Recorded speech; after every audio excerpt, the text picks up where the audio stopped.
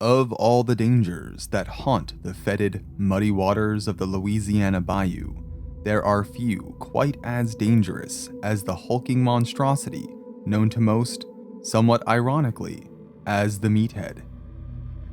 In spite of its name and otherwise humanoid appearance, meatheads don't actually possess the confusingly referenced head.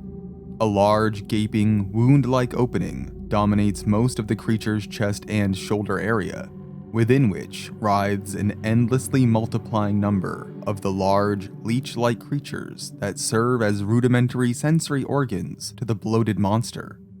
Nearly all reported meathead sightings have shown them to carry some manner of weapon as they shamble blindly through the swamp. The small swarm of leeches which constantly surround the beast, supplied and reinforced by the colony within its own body, continuously investigate the surrounding area in search of prey. Though slow-moving and generally placid when left undisturbed to its own devices, typically guarding the location around a rift, a meathead can move with shocking speed and ruthlessness when it finally does sense a victim, charging in a blind rush of aggression and rage toward the location of the individual leech which alerted it, swinging its weapon in wide, powerful swings to hew down whatever poor fool happens to be nearby, a situation made all the more dangerous by the disorienting poison inflicted every time a leech manages to land a bite. Even if you manage to avoid the leeches and the creature's brutal attacks, it can still survive a terrifying amount of damage from most types of weaponry thanks to its thick hide, and only succumbs easily to a well-timed explosive or persistence with a blade that has good slashing power. Repulsing and terrifying as it is to face a meathead as an enemy, the raw, insidious horror of this monster's creation is the kind of tale to sicken even the most grizzled and experienced of hunters. A tale left mostly untold even among the initiated, one of fierce love and unending dedication, twisted into something macabre and unrecognizable by the malignant touch of the sculptor. Jonathan Kinney was a hunter, a member of the American Hunters Association in good standing who, having fully failed to conceal his secretive second life from his loving wife Hannah, broke with his oath of secrecy and finally revealed everything to Mrs. Kinney. Upon learning of the grave and dangerous work taken on by her husband, Mrs. Kinney bluntly demanded to also be inducted into that menacing, supernatural lifestyle and would brook no argument against her desire. Despite the AHA's moratorium on female hunters at the time, Mr. Kinney decided to perform the initiation ritual for his wife himself, disguising her true identity to avoid revealing her gender as they worked to rid our world of the monsters that plague it, side by side. In fact, they proved such an effective force of destruction against the legions set against us that their names and achievements were well noticed by those in the know, slaying more creatures during their short career together than most could hope to manage in an entire lifetime. If only they had realized why the society had placed a ban on female initiations, their careers may have lasted longer. Unknown to the couple, when the first hunters were initiated into the AHA, 3 women had been included among their number. Upon the realization that one of these 3 was with child, the society studied her condition with great interest and even greater trepidation.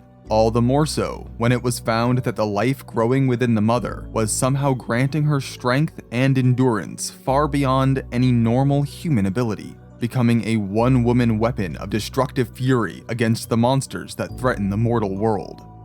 As the moment of birth approached, society members and doctors alike were in anxious attendance, 12 of whom died to the thing that tore its way out of the woman before it was finally put down. For the ritually altered blood of the mother had found new form and power in the flesh of her would-be child. We don't know when exactly the Kinneys discovered Hannah had to become pregnant.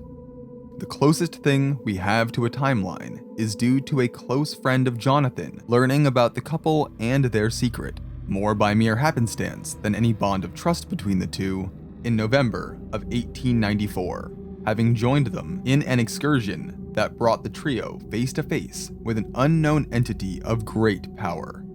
When it looked certain that Hannah would be overwhelmed by the horde of creatures set against them, the disguised woman instead destroyed them all with a joyous fury that instilled an unnamed fear in their companion. That was the last recorded time anyone saw Jonathan Kinney, vanishing into the bayou with his wife after refusing his friend's insistent plea that they apprise the AHA of Mrs. Kinney's condition. What happened between that day and the day Hannah was finally brought to a society lodge and placed under the observation of Dr. Henry is a mystery lost to the dark waters of the swamp, forgotten under the weight of the horrors birthed into this world through misguided secrecy and inaction. As the moment of birth approached, Hannah's eyes took on a malignant glow, while her skin steamed with unclean perspiration. A rictus grin spread across her sweat-soaked features even as she groaned and shrieked with pain. Shrieks which turned into a cacophony of inhuman laughter as the flesh of her stomach split open. Laughter that continued on as the creature the size of a pre-adolescent child with a swarm of leeches where its head should be burst from her mangled body and devoured her flesh as it emerged. Laughter that continued long after her pulse had stopped. Dr. Henry ran from that delivery room in stark terror, leaving the twisted, laughing thing that had once been Hannah Kinney to the embrace of her monstrous child. By the time he had returned with a team of hunters to secure the creature, both it and the remains of its mother were long gone. Perhaps it's this unique link between the plague-like corruption of the sculptor and the serum used to initiate new hunters, which gives the Meathead an ability to not only sense the location of those poisoned by its own leech swarm, but also those afflicted by any source of poison who happens to wander into the creature's path. Does the poison produced by sculptor-altered creatures share a deeper connection to their shared corruption than we realize, somehow made manifest through the blood and body of Hannah Kinney in a way that allows her blasphemous offspring a means to see via the infection? What does this mean about the source of the plague? And is there any means of truly stopping something powerful enough to warp the process of human reproduction itself into a weapon of our own destruction?